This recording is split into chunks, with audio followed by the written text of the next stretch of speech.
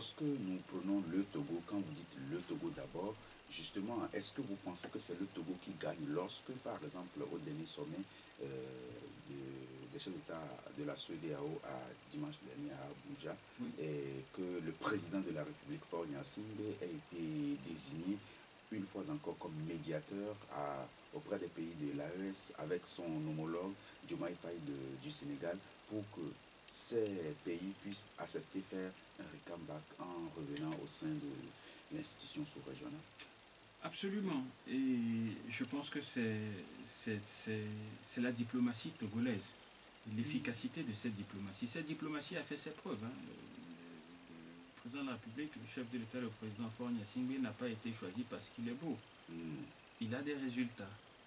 Vous vous souvenez des 46 soldats, c'est 46, oui, les 46 soldats ivoiriens. Ivoiriens au Mali. Les exemples, on peut en donner. Bon, je suis de l'opposition, je ne suis pas venu pour présenter et défendre le bilan du parti au pouvoir. Quoique je considère que le chef de l'État est au-dessus des partis. Le chef de l'État est au-dessus des partis. C'est absolument. Le président de la République togolaise, donc et de tous les Togolais, et donc votre président de la République. Absolument. Et donc, vous avez le droit de le critiquer, vous avez aussi le droit de relever ce qu'il a comme atout qui permettent au Togo ou à l'image de notre pays d'être rehaussé à l'international. Encore faut-il que je sois bien compris. Pour dire que là, je ne fais pas de la politique, on parle des faits. Nous parlons des faits. La diplomatie togolaise est une diplomatie qui ne fait pas de bruit, qui porte des fruits. Nous avons eu l'occasion, au niveau du Parlement, de faire un peu de diplomatie parlementaire, qui nous a permis de comprendre un peu comment ça se passe. Le Togo est un pays qui est bien rodé, qui a tout ce qu'il faut et qui a des résultats surtout.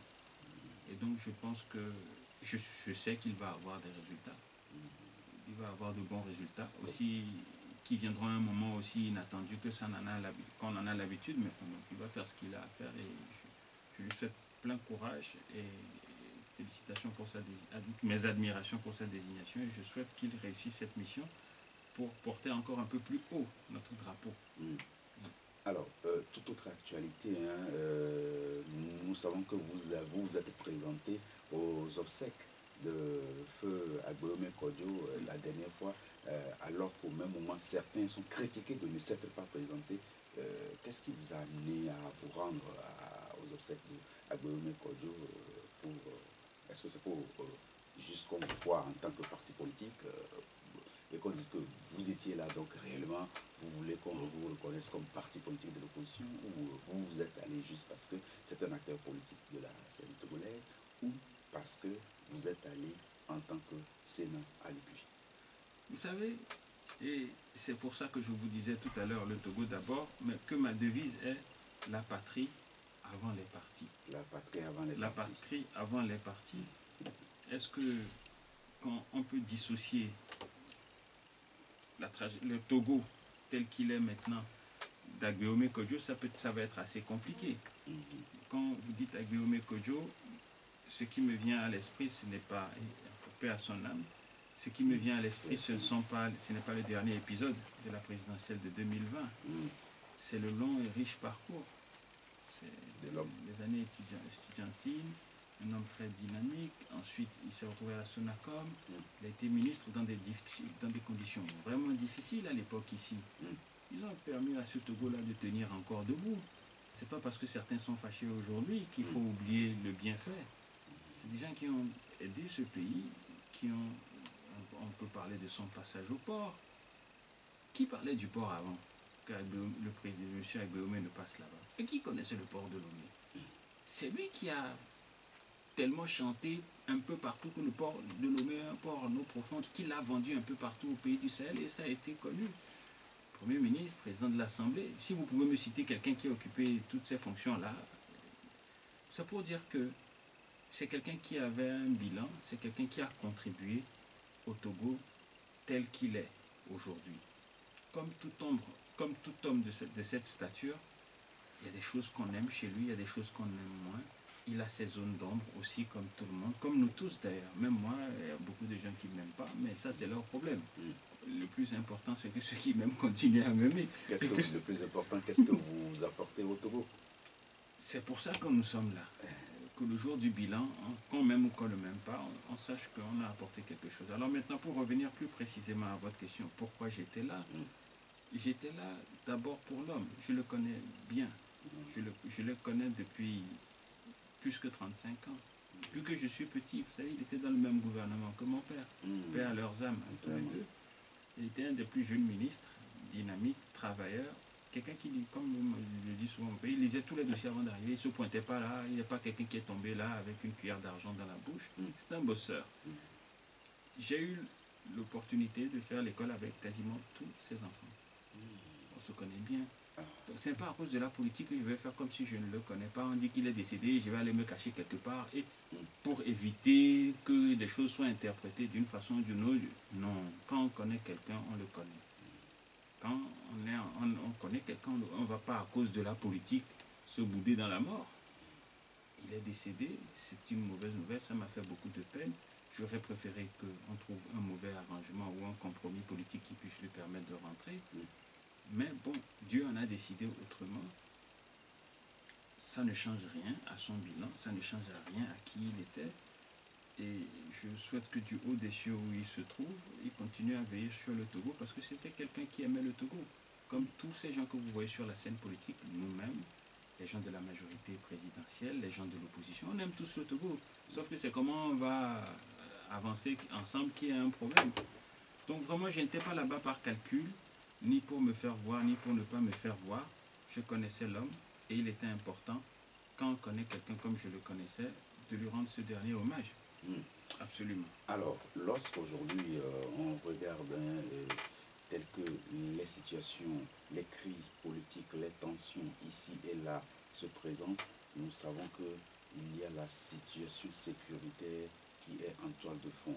Et cette situation sécuritaire-là nous touche également dans notre pays, le Togo. Et lorsqu'on demande des solutions à proposer et que vous, parti politique de l'UFC, la question vous vient, qu'est-ce que vous pouvez faire comme proposition pour que le gouvernement puisse, par exemple, prendre en compte pour appliquer et que le Togo soit véritablement bien sécurisé? Il faut dire qu'en matière de sécurité, la radio n'est pas le meilleur endroit pour aller dans les détails, puisque tout le monde nous écoute, inclus les gens que nous cherchons un combat. Mais décidément, vous êtes un bon stratège. Eux aussi sont à la radio, ils s'écoutent. Mais tout ce que je peux dire, c'est que, et ça c'est un des bons côtés peut-être du gouvernement, c'est cette capacité d'anticipation. Parce qu'en 2020, quand on nous a apporté la loi de programmation militaire, je regardais, j'ai dit, tout cet argent-là pour ces histoires-là, on ne nous avait pas encore frappé à ce moment. Mais donc forcément, quelqu'un quelque part a déjà anticipé, réfléchi, et à ce niveau de calcul où nous n'étions pas. On l'a étudié, on l'a adopté, et ça nous a aidés. On l'a révisé, je crois, 1 ou 2 ans plus tard. Des questions comme des problèmes de sécurité au Togo, ce n'est pas quelque chose avec lequel on peut faire la politique. La patrie avant les partis. Si quelqu'un prend un bout de territoire, c'est tout le territoire qui est en danger. Et donc nous devons faire front commun et travailler avec le gouvernement. Et je pense que si nous avons des idées, nous les communiquerons directement aux autorités sécuritaires du pays pour qu'ils voient quel usage ils peuvent en faire, si c'est quelque peu utile. Tout ce que je peux dire publiquement et sérieusement, c'est qu'il faut significativement augmenter les investissements dans la sécurité. Et si nous avions été en majorité, nous aurions significativement investi dans tout ce qui est sécurité, achat d'équipements, revue des grilles salariales des militaires, des policiers, des gendarmes, de toutes les forces de défense et de sécurité, parce que c'est eux qui assurent notre sécurité. Sans la paix, on ne peut rien faire. Donc nous aurions massivement investi. C'est ce que j'encourage le gouvernement à continuer à faire. Je ne sais pas si vous avez déjà assisté à un de nos défilés militaires. Nous sommes un pays qui est assez aguerri. J'y vais régulièrement. Donc si on peut considérer qu'en ce moment nous sommes à 7 ou à 8 sur 10, on doit tout faire pour être à 9 sur 10 pour pouvoir parer à toute éventualité. Donc de ce côté-là, je n'ai pas de critique particulière à faire, autre qu'il faut continuer à investir dans la sécurité. C'est l'affaire de tous. Alors, c'est l'affaire de tous et le problème d'emploi également, c'est l'affaire de tous parce que les Togolais, lorsqu'on les prend aujourd'hui, il y en a qui estiment que ils sont sortis des écoles, ils n'ont pas de boulot, l'État-providence n'existant plus, c'est pareil. Mais estiment que c'est l'État qui doit faire quelque chose pour qu'eux, ils puissent trouver de l'emploi. Et quand ce n'est pas le cas, il y a problème. Donc le problème d'emploi se pose, les solutions concrètes de l'UEC. 4E plus 3S. Eau, électricité, éducation, emploi. Ils vont un peu dans ce sens. Il nous faut de l'eau parce que l'eau c'est la vie. Il nous faut de l'électricité. S'il n'y a pas d'électricité, on ne peut rien faire. On ne peut même pas ouvrir un business sérieux dans un pays où il n'y a pas d'électricité. 3, l'éducation. Parce que qui dit emploi parle d'éducation. Est-ce que les gens qui arrivent sont compétents? Si les gens ont un taux de réussite de 20, 30, 40% à des examens nationaux, vous les mettez sur le marché du travail, vous n'avez pas des employés, vous avez des problèmes qu'il faudra gérer. Nous, ce que nous disons, nous restons au niveau donc macro. Ce que nous disons, c'est qu'un pays comme le Togo, avec 8,5 millions d'habitants, des ressources comme du phosphate, du clinker et tout ce que nous avons, la meilleure chose à faire pour nous, c'est d'accélérer la transition d'une économie qui est basée sur l'agriculture. Et l'agriculture qui représentait près de 60% de notre activité a baissé. Je crois qu'on doit être autour de 20 et quelques pourcents. Aller vers une forme d'industrialisation qui va être intensive en labor, en main-d'œuvre. Les gens travaillent, ils sont tous occupés à travailler, même si le salaire est bas au départ, on continue à les former, la qualité augmente, on exporte abondamment, ça va garder tout le monde occupé. Mais c'est des choses qui vont se faire, c'est des choses qui vont se mettre en place. C'est pourquoi notre projet de société s'appelle Cap sur l'émergence. Parce que l'émergence implique qu'on emploie les gens, qu'on les forme correctement, qu'on ait des besoins de base comme l'eau et l'électricité satisfaits et qu'on ait une épargne nationale en croissance. C'est-à-dire que le Togolais, quand même, après avoir perçu son salaire et payé ses dépenses courantes, doit pouvoir en mettre de côté pour faire des investissements autres qu'acheter un terrain, il construit une maison et puis il en achète un deuxième. Il est tellement stressé parce que l'argent ne suffit pas, il est tout le temps sous prêt. Il vous fait un AVC à 50 ans et puis c'est terminé. On fait ça veille, on l'enterre, les enfants dilapident tout et puis l'aventure s'arrête là. Il faut que la richesse passe d'une génération à l'autre. Et pour ça, c'est à nous, politiciens, de créer des conditions pour que le pays se développe. Il faut améliorer la gouvernance politique, il faut améliorer la gouvernance économique. Et ce n'est pas une question de se bagarrer ou de dire que ça doit être coûte que coûte, moi qui dois le faire. L'idée est en l'air.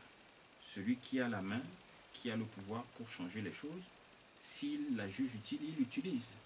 Nous vendons l'idée parce que si on est en capacité, on le fera. Nous ne sommes pas en capacité, mais c'est important d'améliorer la gouvernance politique et économique. Ce sont des choses qui vont permettre de régler les problèmes d'emploi, de régler les problèmes de santé, de régler les problèmes d'électricité. Il faut revoir la fiscalité des sociétés d'État, eau, électricité. Ils ne peuvent pas être au même régime que des sociétés ordinaires et avoir les mêmes charges. On doit leur alléger la fiscalité de façon à ce qu'ils puissent avoir une trésorerie qui leur permette de faire des investissements, qu'on en finisse avec ces toiles d'araignée et toutes ces histoires-là qu'on voit, et qu'on continue à électrifier le pays correctement et rapidement. Donc, beaucoup de bonnes choses se font, hein. Je parle avec beaucoup de passion. Il ne faut pas penser que je suis fâché ou qu'on n'en fait pas assez. C'est qu'il y a tellement à faire en fait qu'on n'a même pas le temps de s'arrêter pour commencer à se quereller sur qui doit le faire. Trouvons un mécanisme pour que ce soit juste fait et puis les Togolais seront contents. On démarre quelque part, quoi. Voilà. Et ça se fait déjà, mais les choses mettent du temps. Il faut changer les mentalités. Qu'on aille vite. Si on arrive à changer les mentalités, ça va être un accélérateur. Ce qu'on devait faire en 10, 15 ans, on va le faire en 5 ans. Parce que le Togolais est travailleur. Et il n'est pas dépensier, c'est pas celui qui va prendre tout son argent pour acheter des habits. Quand il a un peu d'argent, il achète un terrain, il a ceci. Bon, pour certains, il multiplie un peu les femmes, mais bon, est-ce qu'on peut le leur reprocher? Bon, encore aussi que...